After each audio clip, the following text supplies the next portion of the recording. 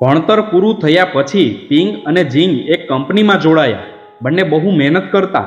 થોડા વર્ષો પછી પિંગને સેલ્સ એક્ઝિક્યુટિવ તરીકે પ્રમોશન મળ્યું, જ્યારે જીંગ હતો ત્યાં ને ત્યાં સેલ્સ રિપ્રેઝેન્ટેટિવ રહ્યો.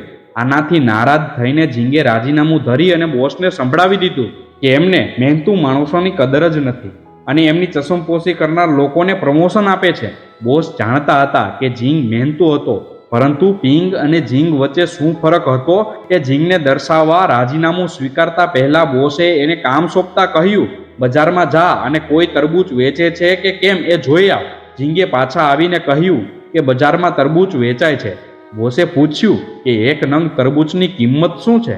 તો જીંગ ફરી બજારમાં ગયો અને જાણી આવ્યો કે એક નંગની કિંમત 25 રૂપિયા હતી. જીંગની હાજરીમાં પિંગને બોલાવી અને એને બોસે એ જ કામ સોંપ્યું. થોડી વાર બાદ પાછા ફરી અને પિંગ કહે, બોસ, બજારમાં એક જ વ્યક્તિ પાસે તરબૂચ છે. એક નંગના 25 રૂપિયા છે. એની પાસે કુલ 230 તરબૂચ છે. દરેક તરબૂચનું સરેરાશ વજન 5 કિલો છે. બધા જ તરબૂચ તાજા, સરસ મજાના લાલ અને સારી ક્વોલિટીના છે. પિંગની વાત સાંભળીને જીંગ તો તાજ્જુબ થઈ ગયો ને પોતાના અને પિંગ વચ્ચે શું ફરક હતો એ બરાબર સમજાઈ ગયો.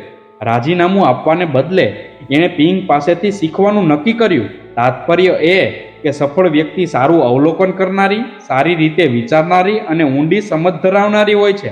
સામાન્ય વ્યક્તિ ફક્ત એક દિવસ આગળનું વિચારે છે, જ્યારે સફળ વ્યક્તિ દીર્ઘદ્રષ્ટિ રાખી અને આવતા 5 વર્ષમાં શું થઈ શકે છે એ જુએ છે. રાધે રાધે.